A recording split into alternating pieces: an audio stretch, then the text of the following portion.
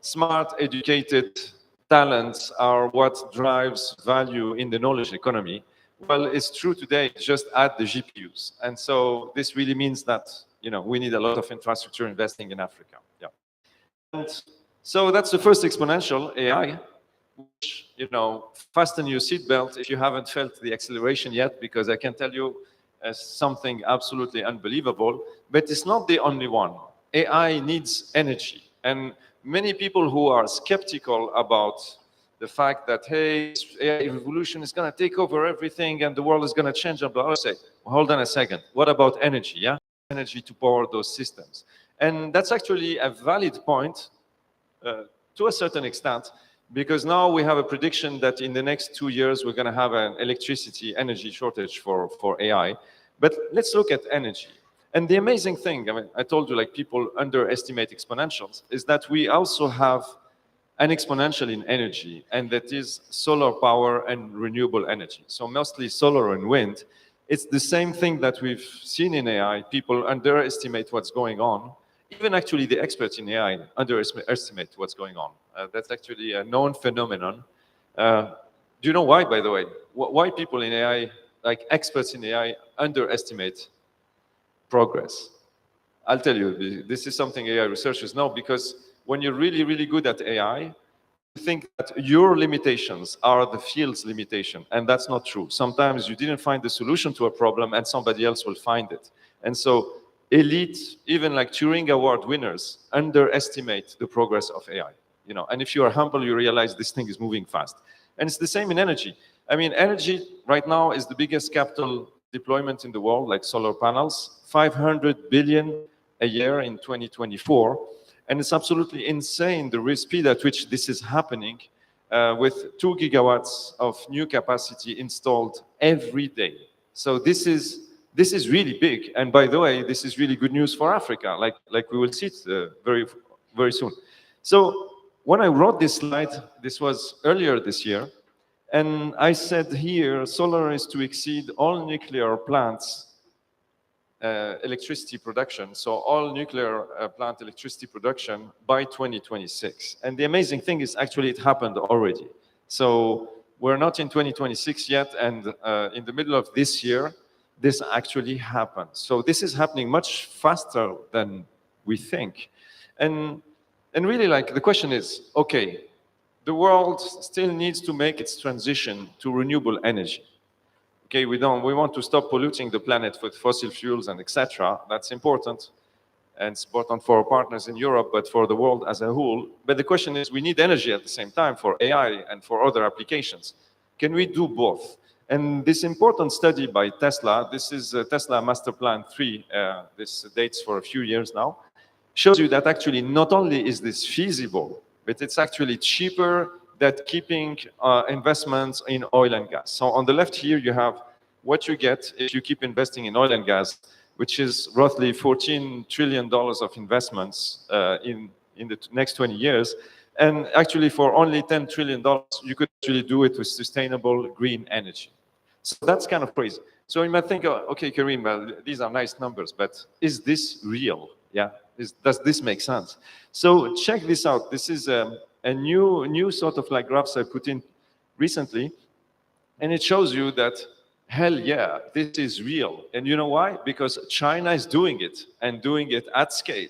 So it's not just basically Tesla saying, oh, we're going to move to renewable energy, believe us. It's actually done by China at a massive scale. So on the left, you see here that China now has 1 terawatt, so basically 1,000 gigawatts of solar energy installed, solar energy production. That's kind of amazing. This is the first terawatt country in the world. But on top of it, if you look compared to the US electricity production is more or less constant or moving very slowly, while China looks like a rocket, like the plane earlier, like it's just zooming past it. And most of that energy and electricity generation in China is actually coming from solar and renewables. So the important message here is, this is not a dream. China is doing it at massive scale already. And this means that we need to look into it seriously. And if we look into it seriously, actually, we see that Africa, and this is true for Tunisia, but the entire African continent, is actually the best continent for renewable energy, and in particular solar. So this is a big deal. Like in the past, for example, I'm from Tunisia, so in Tunisia we always consider ourselves as like net importers of energy or not energy rich. In reality, we are energy rich because we have amazing sun, and the opportunity for Africa is massive. So again, China is doing it at scale. We should do the same. And if we do the same, well, the potential is amazing, and the dream becomes true. Because what is the dream? Well, many great entrepreneurs in Africa, industrialists, have done fantastic things, have dared to dream and imagine the future. One of them is Aliko Dangote, today Africa's richest man. And Aliko had this dream of turning Nigeria, his country, from net actually importer of refined petroleum, and they export crude oil and they import refined petroleum. Yeah. And so he said, let's change this. Actually, let's create more value add, and we should be actually producing not only our refined petroleum consumption, but being a net exporter of this. And that's what he did with his refinery, which processes in the order of 650,000 barrels a day. Huge project, massive investment, talking about something in the order of like $20 billion investment, the biggest investment in Africa, I believe.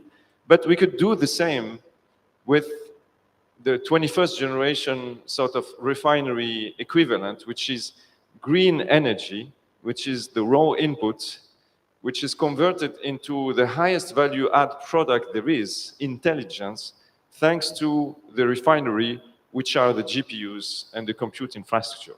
So that's the dream, and that can happen if we want it to happen collectively. And this is perhaps the biggest opportunity for Africa in AI, and the reason why we are here together. And finally, well, you need to actually finance all this, yeah? And the question is, okay, this is all very nice, but China has money, US has money. How do we do to finance all this? And there is also an exponential going on in digital money. And in particular, one of these like cryptocurrencies, like the oldest one and the most important one, Bitcoin, has been making great progress. A nice way to think about Bitcoin is like it's the internet, but for money. If you remember internet in 1999, 2000, it was kind of like few people knew about it, but the people who knew about it knew this was the future because it was decentralized, it was robust, and everybody who started using it actually, it was very clear that this is the future, and adoption kept going up. And at the time was roughly 300 million, 400 million users. We reached this point in Bitcoin. And why is this important? Because Bitcoin is essentially energy. It's a concentration of energy. And actually, there are smart African countries who are leveraging this already very well. And one of them is Ethiopia with the Grand Dam projects. So Ethiopia has massively invested in electricity generation, 6 gigawatts, quite big. And they have excess production. And so if you have excess production, in the past you used to basically get rid of it, like there's nothing to do with this. But now you could actually do Bitcoin mining, which is providing your energy and compute capacity to maintain this international payment system that is called Bitcoin. And if you do that, actually, you can generate revenues. And for Ethiopia, it's more than 200 million. Actually know that Kenya is also considering schemes like this, and we have here our friends from Kenya who could tell us more about that. But what I'm saying, this is actually a tool to monetize investments in renewable energy. So it's not a waste of time or power, it's actually the money of the future because it's backed by energy rather than being just simply like paper money. And the countries that have been the first like forward-looking to this benefited immensely. So this is a big opportunity for Africa. So I don't want to take too much time, but I hope these three exponentials gave you a sense of what's going on here and why it's a big opportunity, because they're happening at the same time. And so really like, this is the playbook that I explained in detail in my book, Leapfrog. which I'm sharing with you here, which is how do we get to successful human and economic development in Africa? And essentially is taking our young talents. Africa is by far the continent with the most youth potential, but having both education on uses of AI, notably AI agents, like we said, to magnify productivity, but also investing massively in infrastructure, both renewable energy and compute infrastructure. The important thing is we tend to think about all these initiatives as separate. In reality, they need to happen at the same time, because if you have young talents and they are AI educated, you have an AI agile workforce, extraordinarily productive. Even a few people in a remote location could do wonders if they're connected to the internet and they have access to AI agents and also digital payment systems that allow them to actually be a member of the global economy. Yeah. And so really like renewable energy and compute gives you AI agents accessible locally and sort of solves the question of sovereignty in AI. And Bitcoin monetization is one of these tools to accelerate this, but also be part of the global economy, which is important. So that's the playbook. And it's really all about doing all these steps together quickly. Because this is a triple exponential, I actually believe that we do not need public money to do this. We just need the governments to support us with the right regulation to allow the private sector to develop these opportunities and allow ultimately those young talents to create their startups and thrive in the modern economy. And this means a lot to me because when I started InstaDeep with like 2 laptops and 5,000 dinars here in Tunisia, really, I didn't think this was possible. But now I am convinced because I've seen it in the case of InstaDeep, but also I see where the world is heading. And net, this is a great opportunity for Africa and for Europe too, our partners in Europe. And this is a topic we'll discuss more at the forum, the AI Mediterranean Forum later this week in Tunis. But really, like, this is an exceptional opportunity. So we're already trying, me and a few partners, to, at a modest level, push this. So with GoMyCode, which is the leading edtech in Africa and a Tunisian startup to start with, we are aiming to train 10,000 young talents in the use of AI agents. This project is going well. We have more than 10 locations across the country, like nearing 20 actually. And so this is happening, but we could do a lot more. I mean, renewable energy, that's a big deal. When you look at North Africa in particular, we should have many more mega projects, solar panels and the like. Remember, there is no reason why we shouldn't be net energy exporters. But it doesn't stop with energy. The goal is, remember, the refinery of Dangote is not just export the energy, export refined products, export intelligence, and actually think that compute infrastructure strategically located all across the African continent, and in the case of North Africa, serving local needs but also European needs, is about to become a reality. And this will change everything. And this will also provide Europe with the competitive compute capability that it needs to be able to compete with China and the US. So could we build some of the most effective, most efficient data centers in the world in Africa? Hell yes, and we need to work on this together, and that's important. Yeah. So to summarize, this is not a normal time, and I've been in this industry for now almost 20 years, and I'm actually shocked by the speed at which things are happening. And the opportunity is much bigger than I ever dreamed of. Like, if you had asked me, like, would all this be possible 10 years ago, I would say, probably not. That you have a revolution in energy, making green, clean energy, renewable energy available and abundant, and sort of like creating a crazy opportunity for Africa, that AI is essentially reaching AGI. All these things are happening, and essentially for the young students who are here in this audience, probably the best time ever to launch projects and be ambitious. And if we do this well, we will create a world where intelligence and energy are abundant, a world where development prosperity is available everywhere. So when I'm saying this, perhaps many of you think I'm just a dreamer, but trust me, I am not. And this is about to happen in the world. And the key question is, are we part of it or not? I strongly believe we can and must be part of it. And this is why we are here together. So thanks a lot for your time, and happy to take a few questions.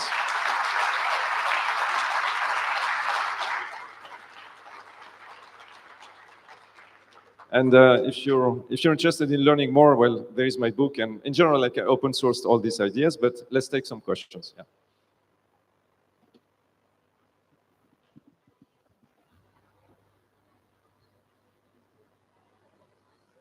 Anybody? Yes, over here. Yeah. Thank you, Mr. Karim, for this insightful talk. For the educational part, which will be the more important subjects to educate for our young people to rise these skills and be empowered to get these opportunities in Africa? It's a good question. I mean, if you had asked me this question like 5 years ago, I would have said, programming for sure. I think programming remains very important, because if you know how to program, you can use those agents very well.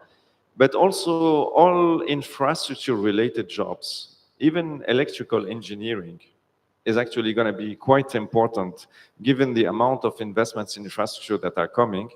And finally, in an age of abundance, actually having some level of education in humanities is also important. So a blend of technical, both programming and electrical engineering, is good with some humanities background. But the most important is be actually very curious and learn very quickly, because things are moving much faster than we ever thought possible. Yeah. Yes. Thank you, Mr. Karim, for your talk.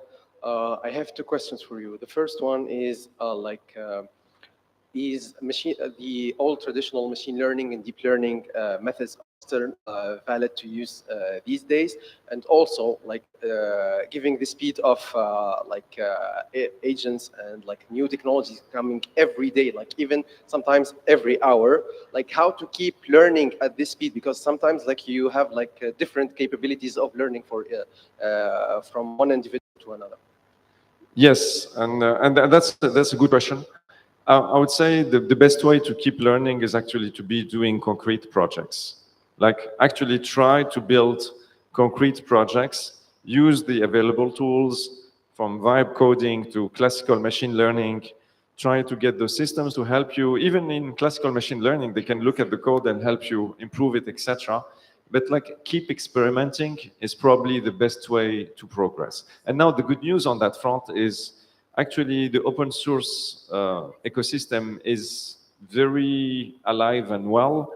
Even OpenAI felt the pressure and ended up releasing an open source model. So this means that you could have access to a model that costs literally hundreds of millions of dollars for free. And so what is not free is your time and attention. So crystallize it on a few concrete projects. Say, okay, I'm going to give myself 1 or 2 months to build a system that does this. And then you try all sorts of stuff, you experiment, and that's actually how you learn. Yeah. Cool. We have a question here. Yeah. Thank you for your presentation. It was an amazing presentation. Thank you. I just have a little bit of questions for you. I'm actually following a lot of InstaDeep's projects. I wanted to ask you, what do you think is next for Africa in terms of utilization of artificial intelligence in proteomics, in genomics?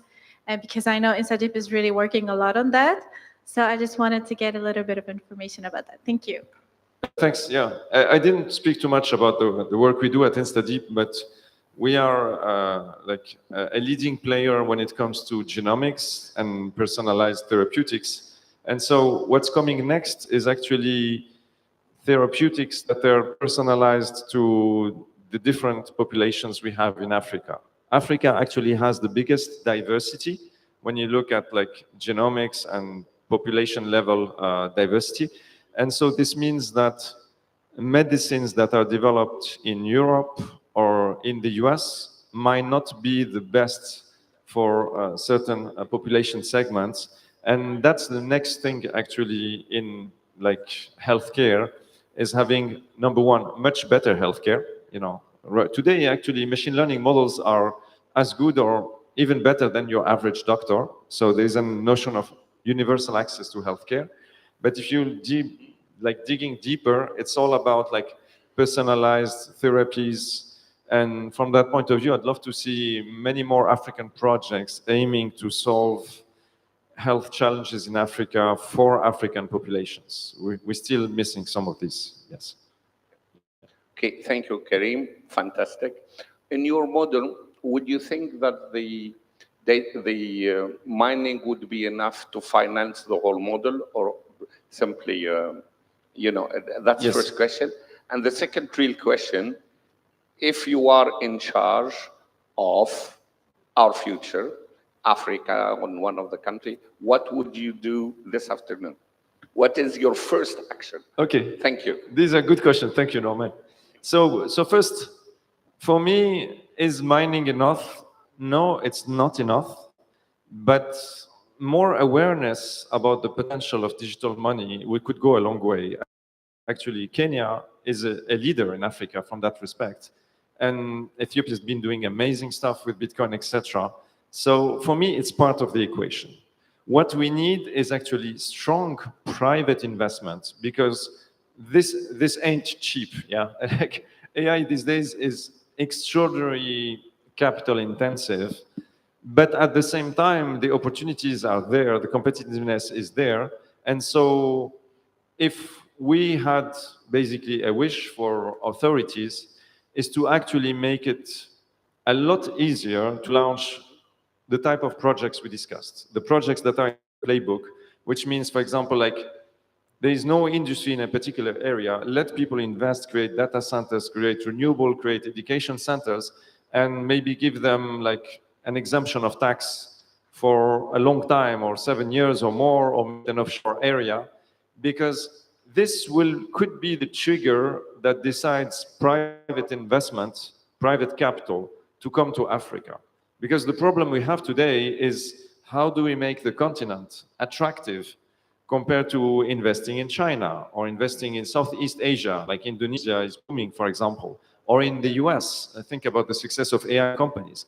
And so we need strong support from our governments to unleash the private sector. No, the good news is I am convinced you do not need private money. And so private money can go to like things that matter most for government, providing security, providing healthcare for all, and so on and so forth. But just if we let this private sector unleash its magic, it will be there. And the beauty is it costs zero, because there is no industry to start with, right? So, you know, you're exempting tax on something where there's zero activity, so it costs you nothing. And in the long run, it will bring you a lot of value. So that's what we need to do, and I hope together we push towards that. So perhaps one last question. Yeah. Hi, Karim. Thank you. Very inspiring talk. Thanks. Throughout the day, we have been discussing the AI deployment in Africa as an opportunity. I see it more like an imperative than an opportunity. If you think about it, we have been exporting intelligence through, you can call it brain drain or brain circulation for years, decades now. We have been also exporting workforce. What happens the day when intelligence is commoditized, it's produced in Europe, and robotics is everywhere? What will be the need for workforce from Africa? What would be the impact on future of our younger generations? Yes, and this is actually a very important point, because all of us, we used to have people in our family or extended family that, you know, left to work in Europe or US, etc. And Africa has been exporting a lot of intelligence and labor force to the world. In reality, with this explosion where effectively intelligence and labor is going to become almost free, or at least very abundant, I didn't mention it, but the robotics revolution is happening. So 2026 will see the first cases of deployment at very large scale of humanoid robotics in the US and in China. And so long term, this means that we really need to build our continent, and that should be the focus, and that the value is in us rather than elsewhere. And we can actually do it in win-win partnerships with the big regions, and particularly Europe. Europe is our neighbor. There's so much to do with Europe, but the focus should be on building at home, because the classical trade of like selling resources or just selling like cheaply or like competitively priced labor is not going to work in the future, or just emigrating somewhere just to get work. I think this is going to fundamentally change. And this is probably like the biggest political challenge of the next 2-3 years. And the way we solve it is we build at home. And the good news is, well, if you shared everything we discussed, there is so much to do. Like, it's not like, hey, we should build at home, but we have a shortage of ideas, or there is no path. The path is immense here. And so I'm very optimistic, but I agree with you. This is a call to action.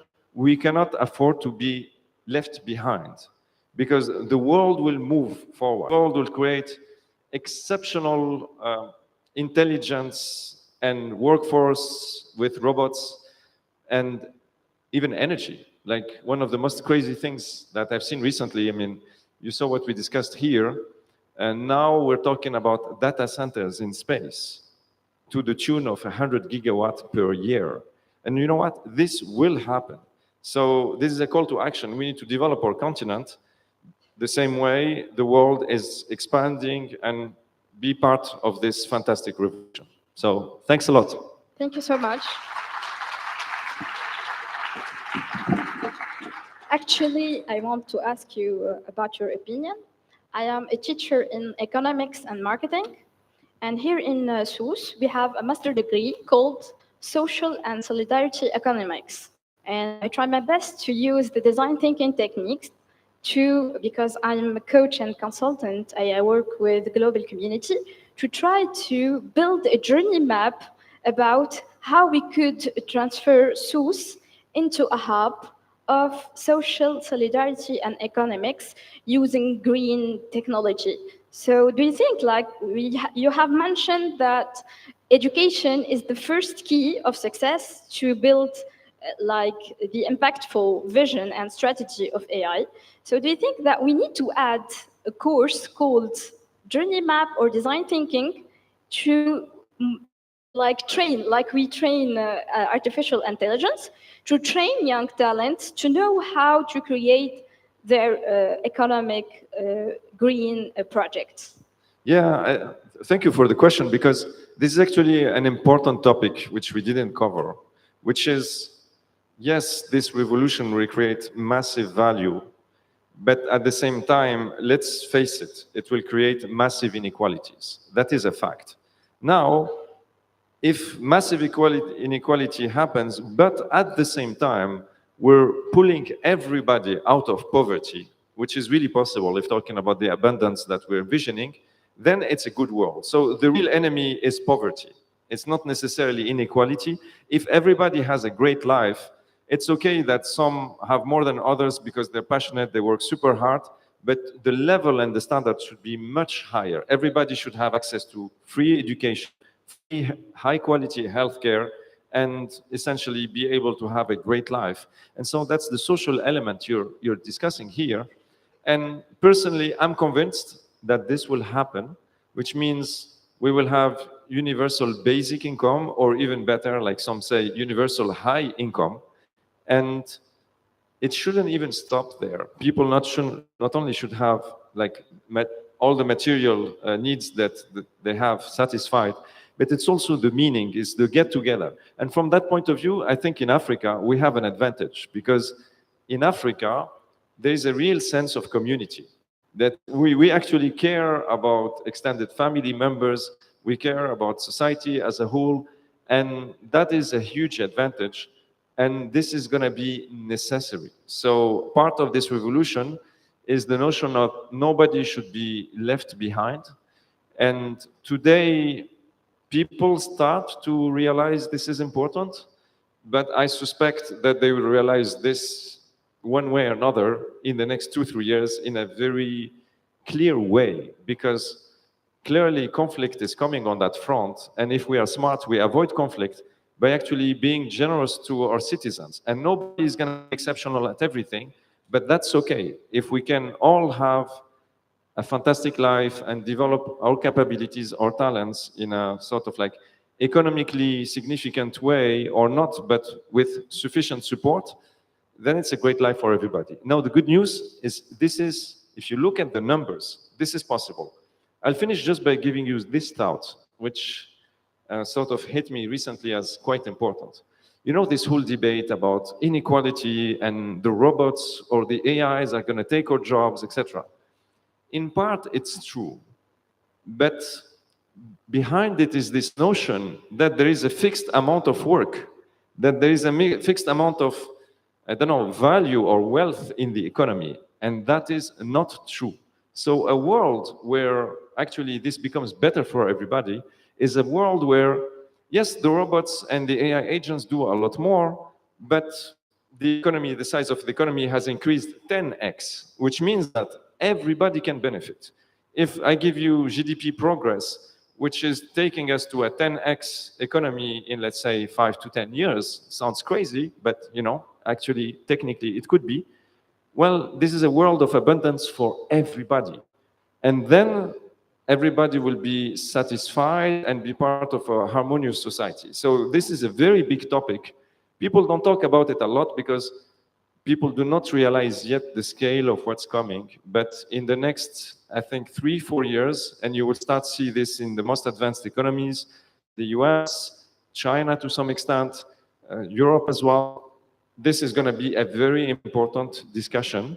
But the good news is, from an economic standpoint, we can actually have our cake and eat it, you know, in a sense, if the cake is much bigger and then allows everybody to have much better healthcare. Already, AI agents are better doctors than the average doctor. So it's all about deployment with, in a responsible manner, with medical staff, with experienced physicians, etc., etc. But in a sense, the question about the social impact, I'll tell you, in the next 3 years, this will be the most important debate ever. So to be continued. Yeah. Thank you so much. Thanks.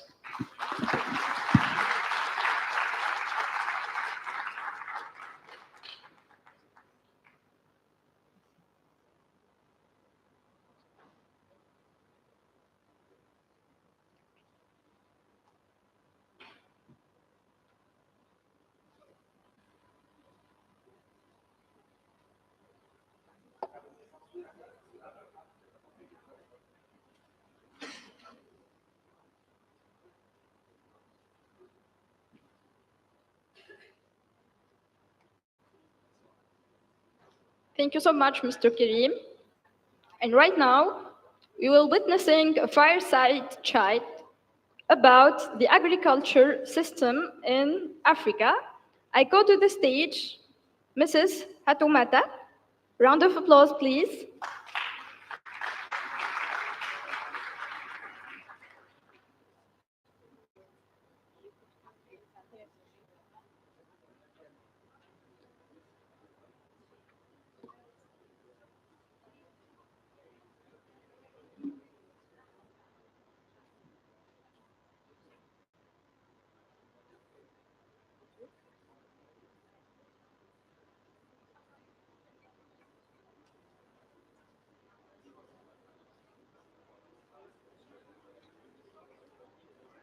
Actually, I'm just going to make my introduction and then I'm going to. Yes. Vous pouvez vous asseoir ici? Vous pouvez vous. C'est ce qu'on aime to sit in the front.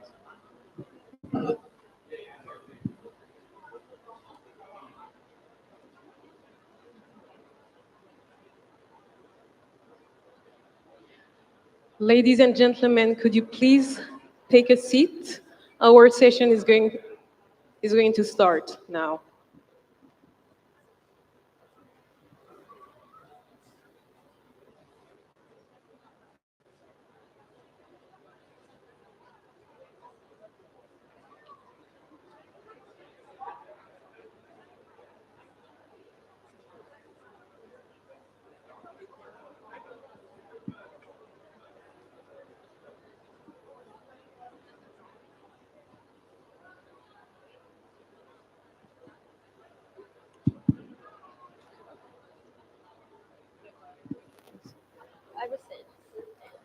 Please take your seats. We need to start our fireside chat.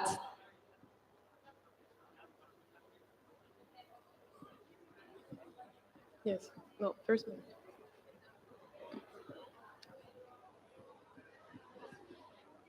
Your Excellencies, dear GAICA partners and friends, ladies and gentlemen.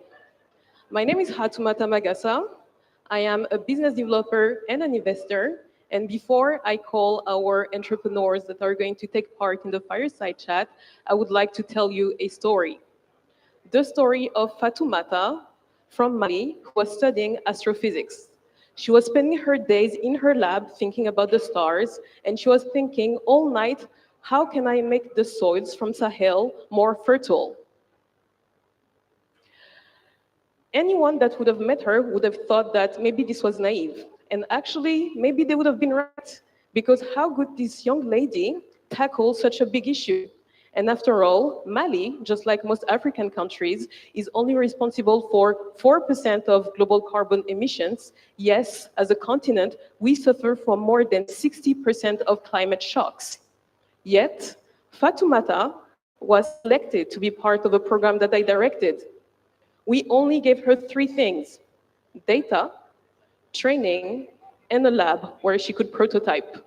Ladies and gentlemen, let me tell you that after 4 months, she was able to develop the very first smart irrigation that was made in Mali.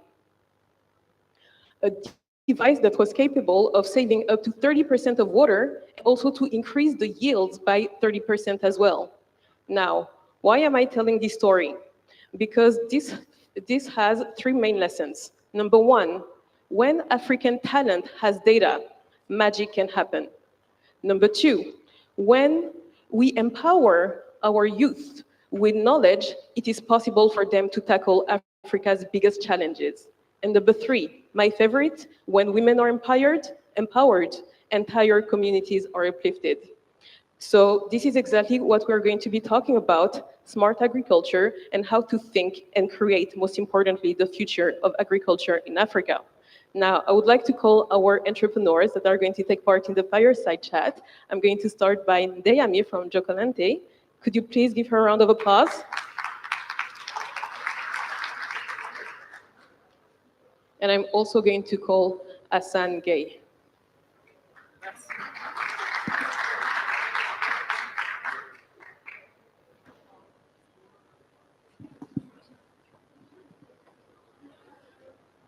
So, you are 2 entrepreneurs in Senegal who are tackling smart agriculture. The first question would be, of course, can you please introduce your solutions and yourselves? I can go first. So my name is Ndeyami Kebe. I'm the founder of Jokalante, which is a digital ecosystem that connects farmers, cooperative to buyers to offer more transparent, climate resilient and inclusive agriculture value chain in Senegal, particularly, and we hope soon in whole West Africa. And we help at least 200,000 farmers with an average of 70,000 per year getting localized climate information in their local languages and adapted agri-advisories to make better decisions that can help them increase their production and their revenue at the same time. Great, thank you. Okay. Bonjour à tout le monde. Je suis très content d'être là. Je réponds au nom de Hassan Gay. Je suis le fondateur de la startup Wallo Agritech Lab Open Innovation. Au Sénégal, 60% des acteurs économiques vivent dans la zone rurale et dépendent de l'agriculture pour survivre. On a l'eau, on a la terre, on a le soleil, mais en tant qu'agriculteur, on peine à vendre nos produits agricoles. Fils d'un producteur et doctorant en informatique à l'Université Gaston Berger de Saint-Louis, j'ai choisi d'apporter ma pierre à l'édifice en mettant en place une solution qui permettra aux agriculteurs d'avoir toutes les informations techniques et financières d'un produit donné à travers une calculette intelligente. En tant que producteur ou investisseur, on a juste besoin de mettre la spéculation, la zone géographique, le type de culture. En plus de cela, l'application nous fournira toutes les informations de l'achat de semences jusqu'à la phase de réalisation du projet. Et aussi, nous mettons en place d'autres paramètres qui géreront tout ce qui est aspect climatique. Merci. So, the first question comes with the data that I discovered, actually. It says that over 90% of African agriculture depends on rainfall, which makes it especially vulnerable to drought and, of course, climate change. So can we say today that agriculture in Africa is as much reliant on rainfall as data? Is this something that you can see through your solutions? Is that something that we can say? Yes, definitely, because like if we know during our 8 years of experience, we know that farmers used to take decisions based on tradition, not based on data. And I see and witness some farmers that lost half of their production in yields because they missed one key information about the rainfall. So data is key, and when I say data, it is farmers' data, understanding where he is, where he's living, what is the profile of, what climate profile he's living based on his zone, and to that, we link that to climate information. So both of that, we can say that the information based to data of farmers can give a real value to tackle climate changes. Est-ce qu'on peut dire aujourd'hui que la pluie est aussi nécessaire que la donnée dans l'agriculture? Que la pluie, la manière dont l'agriculture dépend de la pluie, c'est aussi nécessaire pour l'agriculture que les données? OK. Donc, il faut comprendre que je suis au niveau de la vallée du fleuve Sénégal. Et dans la vallée du fleuve, on a plusieurs opportunités pour l'accès à l'eau. Donc, on a la possibilité d'utiliser l'eau du fleuve. On a aussi la possibilité d'utiliser l'eau de la pluie, qui est cruciale pour l'agriculture. So, you mentioned that you're, of course, using tech and AI to support producers and at the end of the day strengthen different parts of the value chain. What do you think would be the part of your solutions that bring the most value? I'm going to say that in French too. Donc, selon vous, aujourd'hui, dans le cadre des solutions technologiques que vous avez développées et que vous êtes en train de développer, quelle est la composante qui apporte le plus de valeur aux agriculteurs ou qui répond le mieux tout simplement par rapport au renforcement de la chaîne de valeur agricole aujourd'hui? Okay, for me, I will say localized climate information linked to market intelligence. Like farmers need to understand what ecosystem, what is the prices, what is the market dynamics. And to that link to climate information because now they are more vulnerable to climate changes. So this is the most key information we need. And you know, all information produced in Senegal before we start Jokalante was on paper. We have climate information, we have also prices on paper to all institutions, but not to farmer directly. And our solution helps them getting all this information, but the decisions they should make and advisories link what should be the learning and what kind of use they should do with all this information. That's how we tackle it. Donc, le vrai défi aujourd'hui de Wallo Agritech, c'est quoi? C'est de répondre au problème d'accès à l'information. Parce qu'avec la calculette intelligente, le producteur a la possibilité d'accéder à l'information à temps réel. Parce qu'à chaque fois, on peinait à vendre les produits, on n'avait pas des connaissances sur le marché, sur le prix des produits, et avec notre solution, le producteur a la possibilité d'avoir accès à toutes ces informations, mais aussi d'optimiser sa production agricole. Okay, so he just said that when it comes to his solution, there's a component which is a smart calculator that allows farmers to actually understand and have access to the data, especially the price, and this allows them to have a smoother operations because they're empowered through this knowledge. Très bien. So let's continue with the impact of your solutions because you have been active for 8 years now. You say that you have witnessed farming all your life, and you're also developing this very beautiful concept that you just mentioned. So can you tell us about the different types of impacts of your solutions, whether it's in agriculture, the farmers, but maybe even some things that you didn't even foresee before? Est-ce que vous pouvez nous parler des impacts de vos solutions à travers les impacts sur l'agriculture, sur les communautés, peut-être aussi des impacts que vous n'aviez pas prévus et que vous êtes agréablement surpris de voir? Okay, for me, in terms of impact, it's like we know that when we share one information with one farmers, they share with other, at least 11 other farmers. So which is like, I don't know how to say it, but which is an overlap to whole the community in terms of impact. The second most impact is about increase in revenue. All 94% of farmers that receive our information say that they see an increase in terms of revenue about 20%. 20% in terms of increase of revenue. And what is most important is they say that they reinvest this increase to health and education. So, which give us an insight about the importance of agriculture if we act right using data and all what digital can use to give the right information, how we can like overlap other sectors like health, education, and access to energy as well. Donc, pour notre impact, on a d'abord un impact économique pour les producteurs parce que grâce à l'application, ils auront la possibilité de vendre des produits à bon prix. Donc, on a aussi l'impact environnemental par rapport à notre environnement ou par rapport à notre écosystème, mais aussi on a un impact social parce que notre objectif, c'est d'interconnecter l'écosystème agricole, de permettre aux producteurs, aux investisseurs et aux partenaires de pouvoir s'unir dans une plateforme et d'interagir ensemble.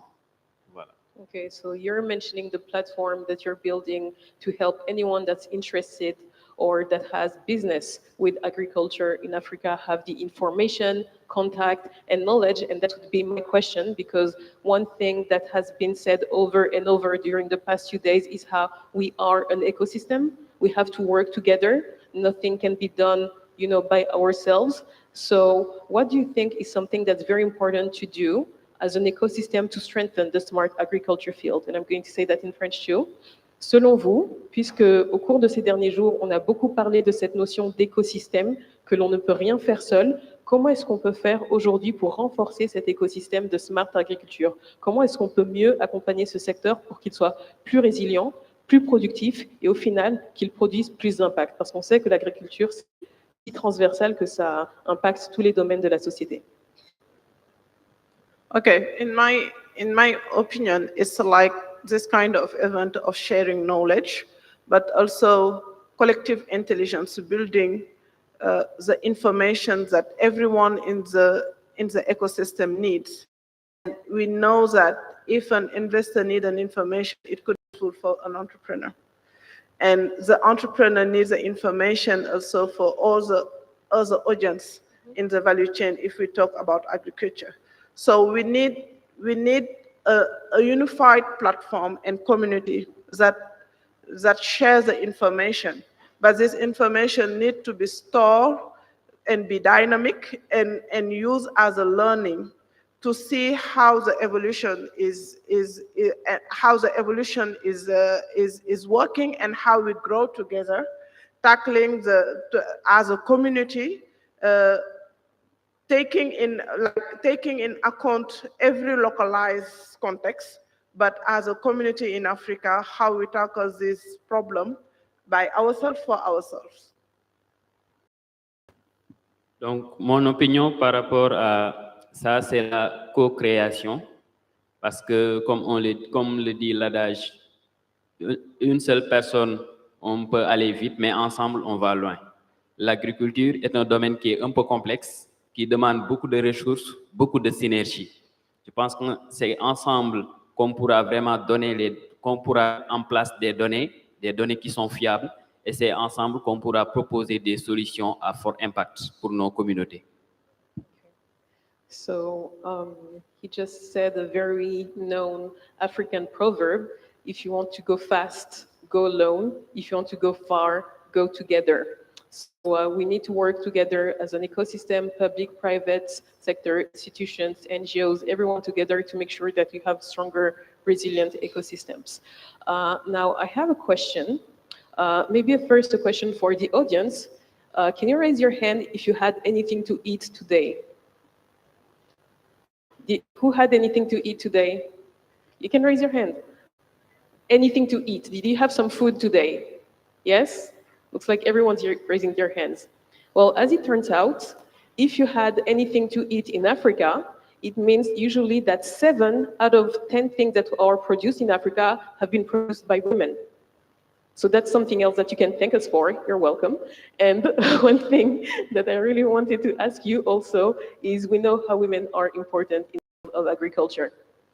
But we also have less access to information, to digital skills, to education, and to so many other things. So are there things that you are doing or that you wish to do or that we could do? So I'm first going to say it in French and then Ami can answer.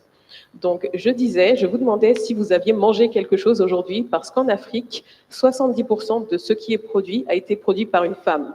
Donc, si vous avez mangé quoi que ce soit aujourd'hui, vous pouvez nous remercier parce que on est des contributrices très importantes à l'agriculture et malheureusement, on est aussi les personnes les plus fragiles dans le sens où on a moins accès à l'information, on a moins accès au financement, on a moins accès aux skills digitales dont on a pourtant besoin justement pour booster ce système. Donc, qu'est-ce que nos entrepreneurs ici font ou qu'est-ce qu'on pourrait faire pour booster la productivité de ce système? Okay, from our experience, like we have a specific gender approach to tackle woman problem in agriculture because in Senegal, it's 7% of the agriculture workforce are women. So they are doing little the work in the field, even if the land is for men. But our first experience was like how to use woman voice to engage women.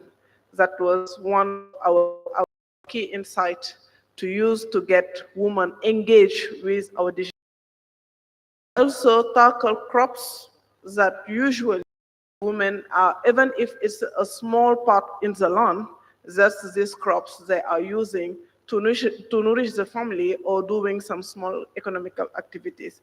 So we should just be intentionally be inclusive with women and getting in the design of each project to see how we can engage them and how we can use, like for our solution is so inclusive, it's in local language, it's by voice, they have access to basic mobile phone and we can reach them and get them engaged with the digital just because of the tool, because of the voice we are using as women, and because we're targeting the real crops they are interested in.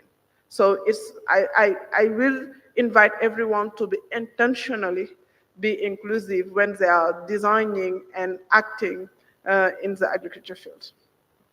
I think that's a very good advice to keep being inclusive and to keep women in mind at every single step of the way. Hassan, what do you think? Okay. La femme est lumière, la femme est l'avenir, et tout ce qu'on fait, on a besoin des femmes pour la réussite. Et quand on les met devant, forcément, on a de la réussite.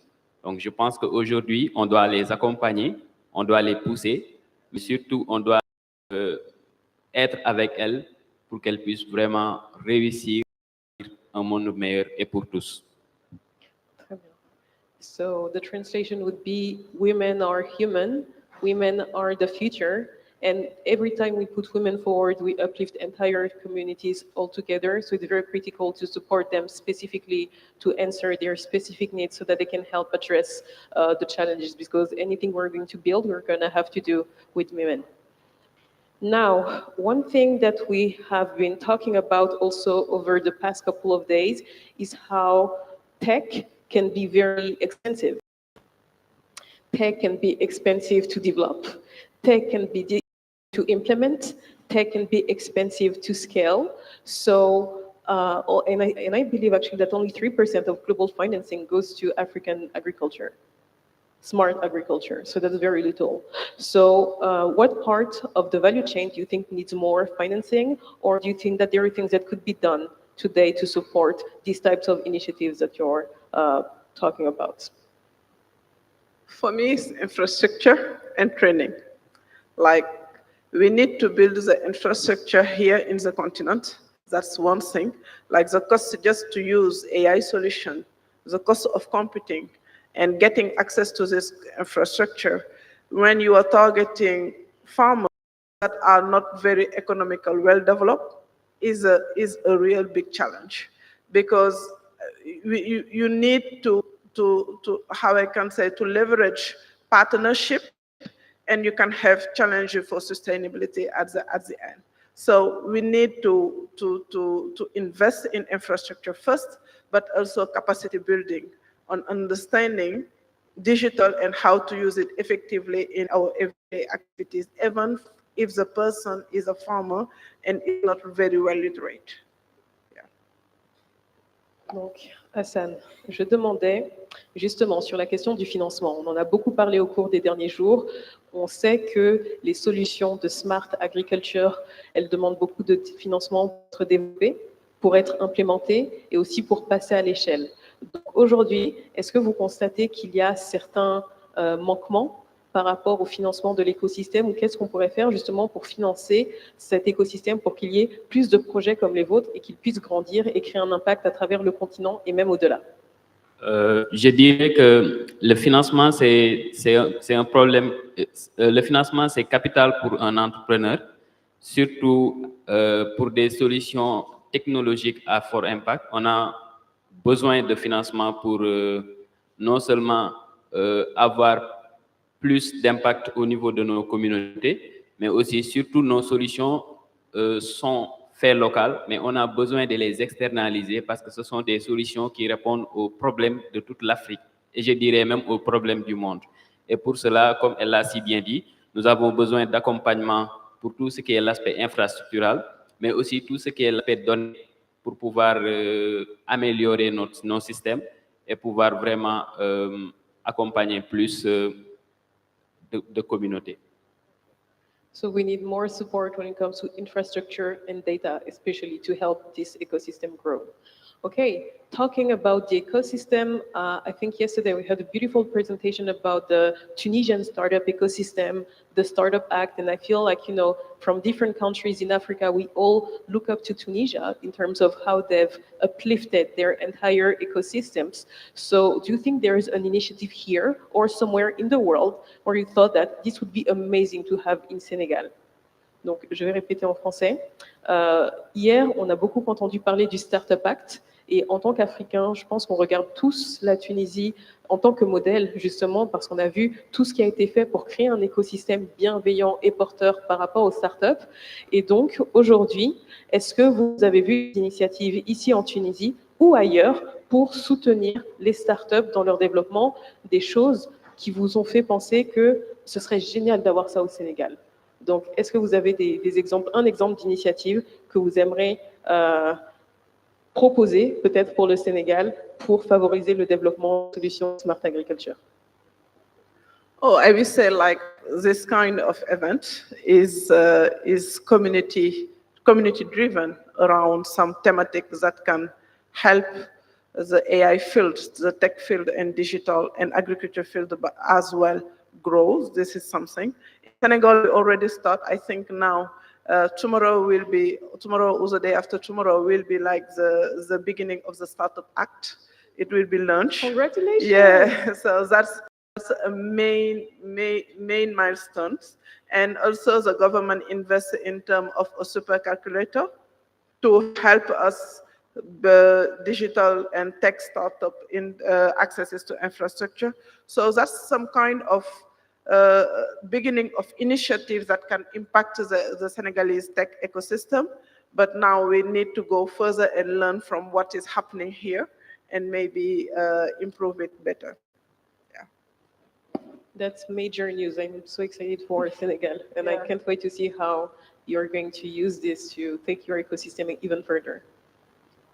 Voilà, donc nous remercions GAECA et tous les organisateurs pour la réussite de l'événement, mais aussi pour nous avoir associés pour l'activité ou bien pour l'événement.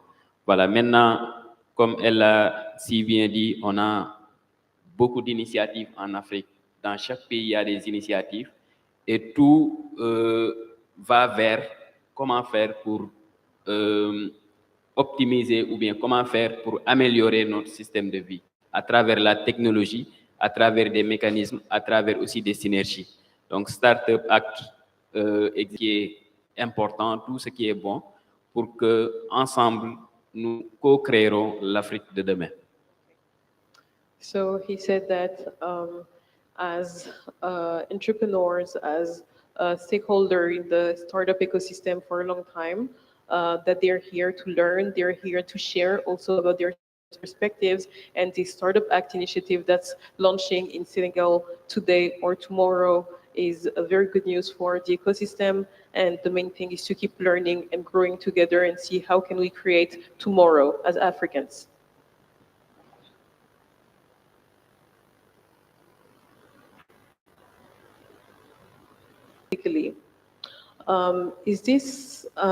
Do you have any examples? No, sorry, this question is going to be for the end.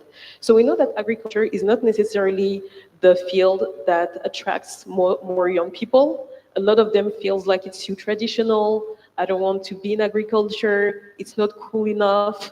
So are there things that you would say to an entrepreneur that would be interested in, doing something, but that doesn't know that there are opportunities in that field? Are there things that you would say to young people to encourage them to actually get on this challenge? Let me say that in French too.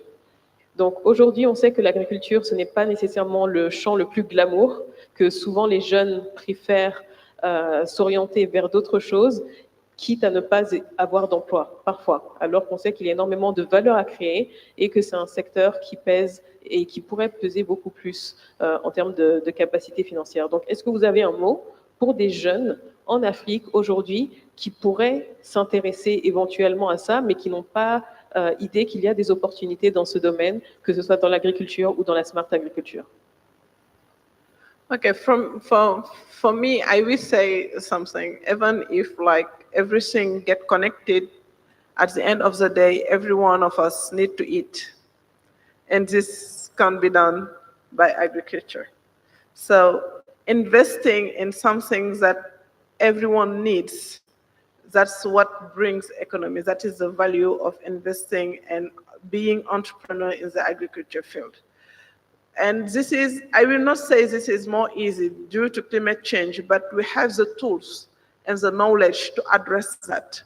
Now what we need is the trust and confidence that we can make it. And this is for in every field.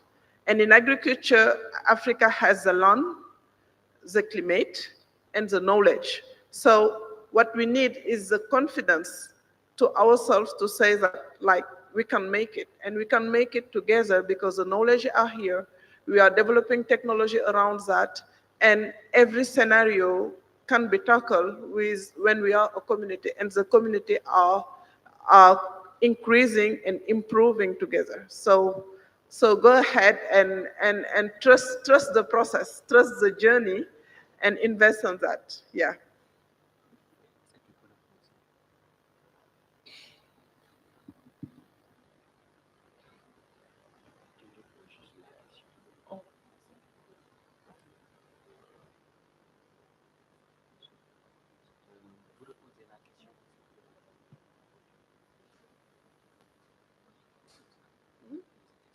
Qu'est-ce que tu dirais à un jeune qui voudrait investir dans l'agriculture, sachant que ce n'est pas le domaine le plus sexy? Bon, je donne mon cas personnel parce que, comme je le disais au début, je suis né agriculteur. Mais né agriculteur ne veut pas dire finir dans l'agriculture. Parce que à l'université, j'ai fait la technologie. Mais après ma licence, en cherchant des stages partout, je n'ai pas pu trouver et je me suis dit de retourner dans mon origine. de voir qu'est-ce que je peux apporter en tant qu'étudiant, qu'est-ce que je peux apporter de plus à ma communauté. Et depuis lors, j'ai fait la culture d'oignons, j'ai fait la culture du riz, j'ai fait la culture de tomates et je l'associe à mes activités professionnelles. Ce qui veut dire que chez nous, on a des terres et personne ne peut exploiter ces terres sans nous. Personne ne peut exploiter ces terres à nos places. Donc, en tant que jeune, on doit se dire qu'est-ce qu'on peut faire pour nos communautés, qu'est-ce qu'on peut faire pour nos villages, qu'est-ce qu'on peut faire pour nos pays. Et pour cela, ça demande beaucoup d'efforts, ça demande aussi beaucoup d'engagement et de détermination. Donc, je dirais aux jeunes de s'engager pour leur communauté, de s'engager pour leur pays, mais aussi de s'engager surtout pour le développement. Très bien, merci. So 2 more questions, and then we'll see if maybe we have some questions from. Okay, 2 more questions to wrap up everything very quickly. So, you know, there is a whole value chain, and obviously there are challenges every step of the way. Here is my question. We have quinoa on every single table in every family in the world, right? Everybody's been eating quinoa for some time, and we have amazing African crops also, but no one knows about them. And sometimes we don't know about them as well. So when it comes to marketing our very own products, what can we do to communicate the fact that we have superfoods, that they've been around for many, many years, and to convince our people, us as Africans, and also the world to actually consume them, because it's not only good for them, but it's also good for the environment, and you know, it makes sense business-wise. Okay, I will say that like it's linking scientists to farmers, because when we talk about the value of the fruit and everything, the nutrition guidance is here. Our African scientists study everything and document it, but we did not take this knowledge somewhere and to think about how we can market it. So we can bring audience and interest around this fruit, which can increase the interest around the value chain, and which means economical value for the country. So it's more strategical than action currently. We need to have this holistic strategy, and from there going in operational marketing of our country and of our continent. So if we think about that and build all this collective intelligence as a community, we can have this now marketing approach, and operationally and intentionally market ourselves as African, and stopping being shy or have this complex that we are not good enough. And I think we have a lot, but we need to educate ourselves first, and being the ambassador of our continent and our nutrition in front of others, before others. Yeah. That was a great answer. Thank you. En français, aujourd'hui, on a du quinoa sur toutes les tables du monde. J'en ai même mangé ce matin à l'hôtel dans lequel je loge. Pourquoi est-ce qu'on n'a pas de céréales africaines qui ont pu convaincre, qui ont pu conquérir les assiettes, alors qu'elles ont un potentiel nutritionnel immense, qu'elles font sens d'un point de vue environnemental, et que tout simplement, nous avons aussi de belles choses à proposer au monde en tant qu'Africains?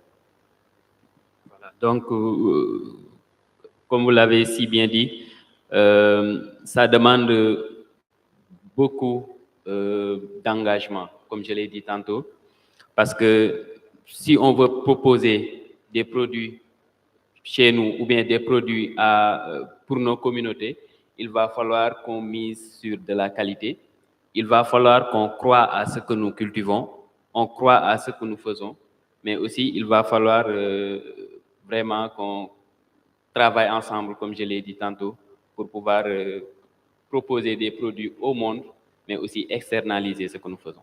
Okay, so we have to focus on quality so that we can produce products for Africans, but also share them with the world. And the last question will be, imagine this is year 2050, the African population is 2.5 billion people, and we must double our food production. What does the African farmer look like to you? What tools is he or she using? And how is their life? Donc, imaginons que nous sommes en 2050, la population africaine est passée à 2,5 milliards de personnes et on doit doubler notre production en agriculture. À quoi ressemble cet agriculteur, cette agricultrice en 2050? Quels outils est-ce qu'il ou elle utilise? Et puis, comment est-ce que son quotidien est différent de ce que l'on peut imaginer aujourd'hui? Okay, for me, it's like a world where farmers will make decisions based on data and not on uncertainty. And they will have this power of community, not talking in a single voice, but as a community to have more power and can influence the decision makers. And whatever is the tool, I was intended to say like they will pass the smartphone, not using the basic mobile, but I think every solution should be adapted to users, not users to solution. So for me, whatever is the tool they are using, they should be climate resilience and make the best decision based on the data and have the capacity in terms of finance for women, for every farmers, access to finance, access to data, and access to the power of negotiation and market intelligence to improve the way they are living and they are successful in a community level. That's exactly what we wish for every farmer in Africa here today and by 2050. Yeah. Donc, pour moi, ce qui est plus important, c'est l'accès aux données. Parce que c'est ce qui manque. Et si on a l'accès aux données, on pourra faire beaucoup de choses. La deuxième chose, c'est la connectivité. Parce que dans la zone rurale, on a des villages qui n'ont pas accès à l'Internet. On a des solutions qui marchent qu'avec l'Internet. Pourquoi pas ne pas mettre des systèmes embarqués qui permettront aux populations de pouvoir accéder à l'information, mais aussi, surtout, la souveraineté alimentaire. Parce qu'on a des terres qui sont non exploitées et pourquoi pas les exploiter. Et on ne peut pas faire tout ça sans l'utilisation de la technologie. So when he thinks about the future of African farmers, he thinks about three things. The first one is data, the second one is connectivity, and the third one is, le troisième c'est? La souveraineté. Food sovereignty, yes. Thank you so much for your attention. Can you please help me give a round of applause to Thank you. Ndeye Amikebe and Hassan Gay, entrepreneurs of Jokalante and Wallo from Senegal. Thank you so much. It has been so insightful. And if you are interested in AgriTech, please feel free to engage with any of us. Thank you so much.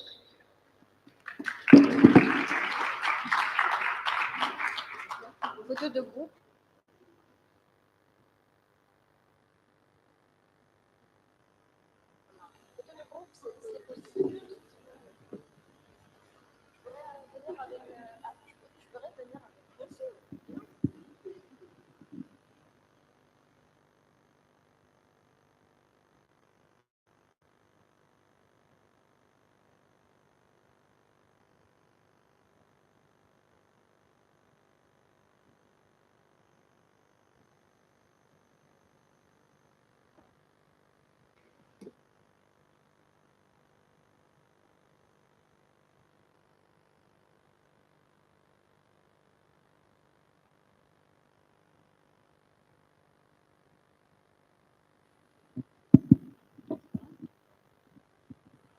Thank you so much for your attention. Right now we have a coffee break, then we'll be back for another panel to speak about healthcare vision and the progress that we have seen in Africa. See you after the coffee break. Thank you so much.